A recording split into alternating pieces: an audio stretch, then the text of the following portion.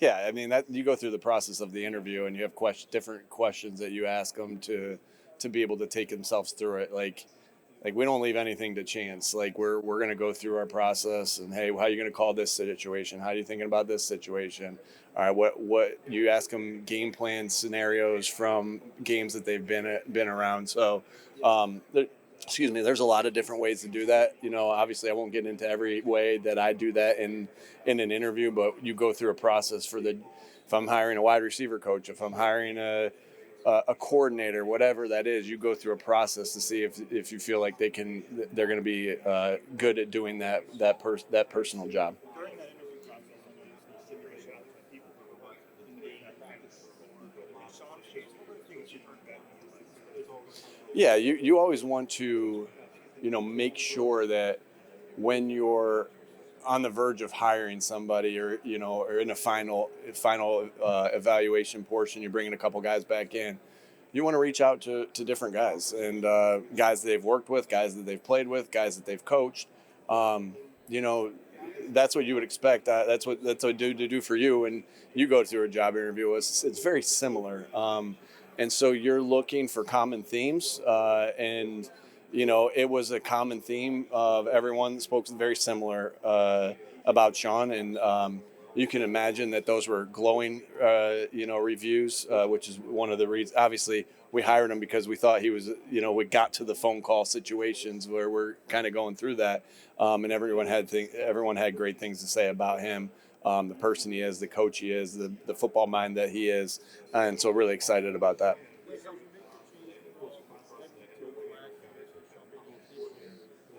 what should fans expect to see him do to get back to that same now as well?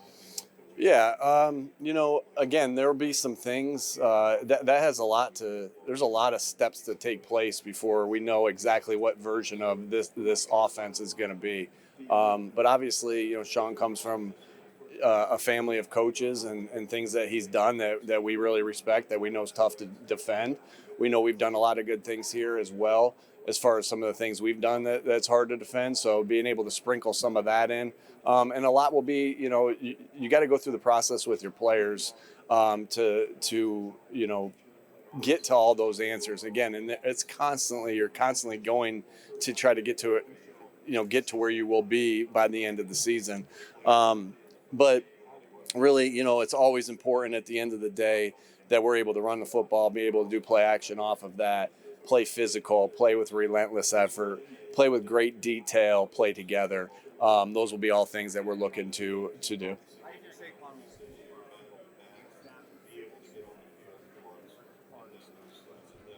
Yeah, that's my experience with great football players is you come in and you're like, hey, Saquon, we're gonna run inside zone. Yeah, he's gonna be really good at it.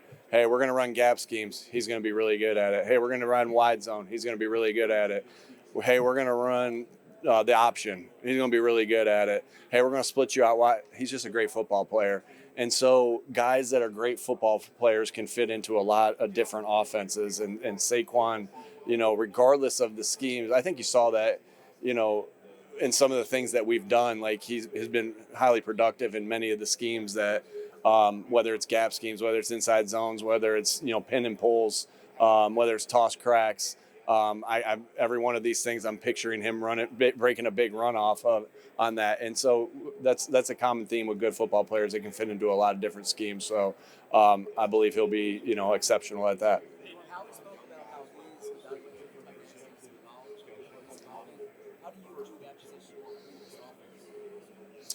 Yeah, I think you're constantly evolving in everything. That's why the communication between coaching staff, front office is so important. Of hey, here's what we're looking for. You do that every year. That's one of the things that I think Howie and I do a really good job of. With hey, here's what we're thinking. Some of the things that we're thinking, and here's some of the attributes that this player needs to be able to do that. And so yeah, I think it's always important that tight ends are able to create mismatches in the pass game versus some of the different guys that they get in the inside coverages. It's been our case in the pass game that they're great yards after catch guys. I think you've seen that with Dallas of how phenomenal he is with the ball in his hands and how difficult he is to bring down. And then, being able to be effective in the run game. We've been in the top 10 or top 5 in rushing, obviously, in all the years, but this year. And it's important that they're highly involved in that and being able to block tough matchups with the defensive ends or linebackers or whoever it may be. Why was Chris Peter as the offensive line coach once at the Expo? Yeah, again, you go through, you're able to go through and talk to all these different guys and figure out who's best for you. And I think as we talk to guys, we're really impressed by Chris and the things that he's done as a player, as a coach, and his knowledge on the game, his knowledge on a system that we're some of the things that we're going to do from that system, because there's a lot of intricacies within that, and so. Just excited about everything that he'll bring. It's fun. It's always important for your position coaches to help guys develop fundamentally. That's always something I'm looking for with position coaches. Can this guy help our guys get better fundamentally? Can this guy add to our scheme? Can this guy hold people accountable? Can this guy, fit in and be a good team player within the staff, because it's so important that we're together as a staff. And I think the answer, whenever we bring somebody in, we believe that with that group of guys that we've brought in, and Chris is no different.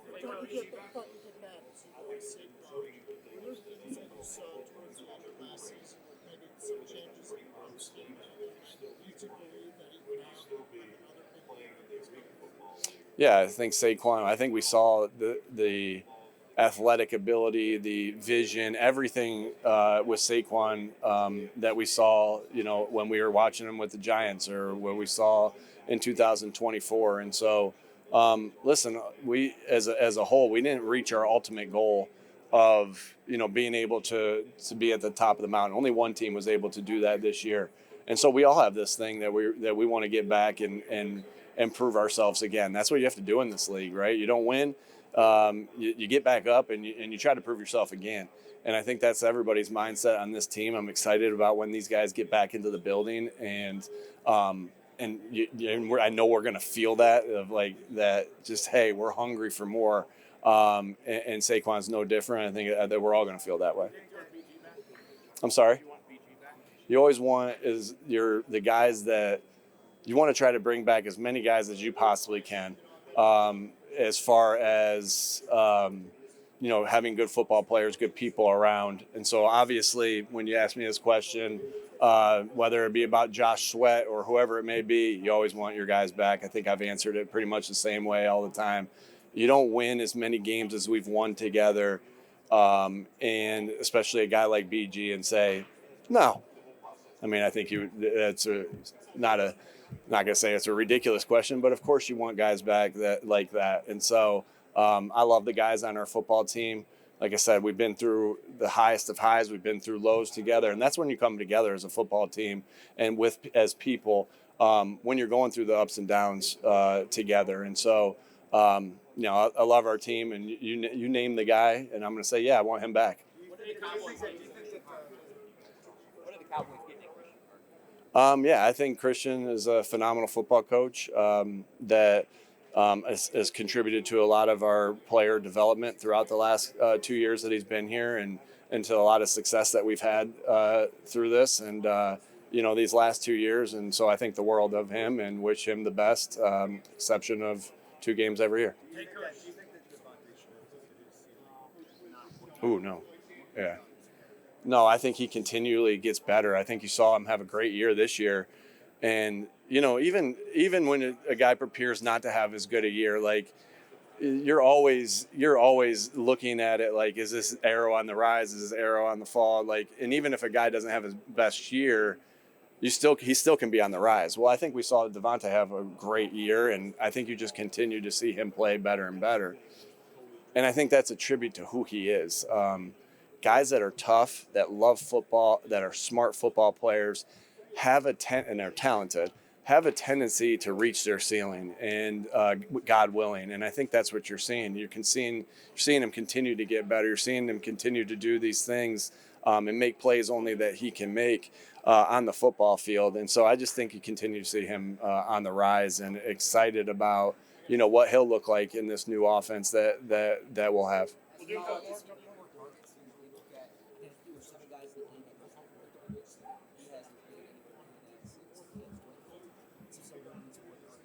Yeah, I mean, again, that's something that I don't. How many did you have this year?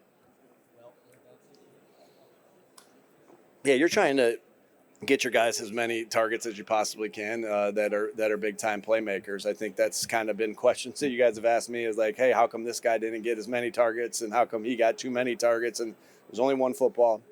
And so we understand that that's part of our job, that if Devontae has 112 or 140, somebody else is going to have a little bit less. Then it's going to be why did he get more targets? And so we understand that's kind of the flow of how it goes. And how like last year, Smitty was highly productive, but we ran 24. Pardon me, we ran the crap out of the ball, right? And so I think it just all depends. Obviously, we'll do whatever we need to do to try to win each game. Getting Devontae Smith the ball and getting him targets is always going to be important, as long as he's an Eagle, to the success of our football team. And so, it's just the way the season goes, the way the flow of a game goes.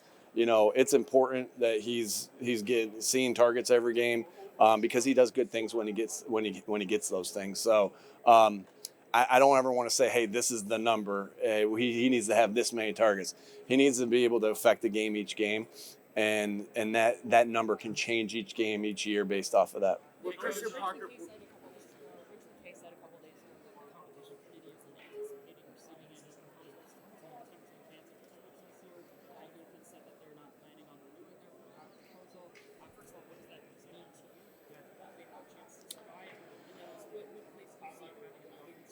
Yeah, I think there's some things that teams did this year that they did a good job of being able to stop it. And we got to get back to being able to. We either have to get back to being able to be as dominant as we were at it, or we find new avenues to be able to convert on third down or in the red zone. And so that's the fun part about off season, is to be able to go through those processes.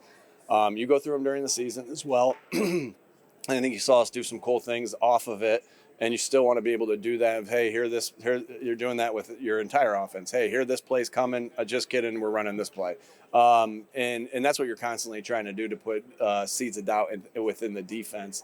And this play has that ability, and we know we have to. That it took a little bit of step back, and we got to coach it better. We got to execute it better. And looking forward to seeing where that goes in the future. Christian Parker gone. How do you? I get you, Jeff. How do you think Joe Casper will fill that role? And do you see as someone who has a similar trajectory? Yeah, just really intelligent guys that love football, that are good football coaches, that help players, become the best versions of themselves. So, I wish you were able to sit in there with me when I'm when I'm having an exit interview with a player, and be able to let them, hear them what they say about their coaches. Both guys, their players, rave about them, and that's my job, to be able to bring in coaches that are great coaches. You're a product of the people that you have around you, both players and coaches, as a head coach. And so really happy with the way those guys have worked together. Look forward to, Joe's relationship with Mike, and of how we move forward in that room. But just have the utmost respect for both those guys.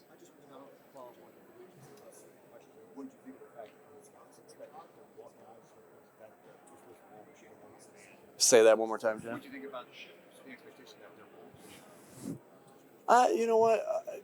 I guess I didn't really have a feel like I'm like, oh, I felt this way or I felt that way.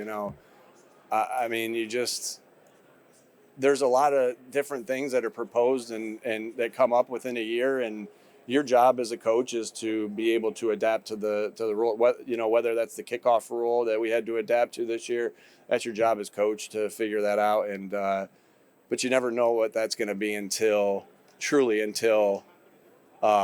you get to it, right? Because there's always speculation one way or the other on a lot of different things, but there's things that you don't have to cross that bridge until you get there, and we're not there quite yet. So we'll see. Hey, Coach, Yeah, final question for you. yeah, man. What do you take from being from Chautauqua County? You had your brother as a teacher, right? There we go. How was he as a teacher? Pass in here. He's a good teacher. I know that. What did you take from Chautauqua County? Yeah, just a lot. Just a lot of good people there that helped me become, be where I am today, and starts right there with my family and where I grew up and my friends and my loved ones there, and so really indebted to that part of the country. All right, baby.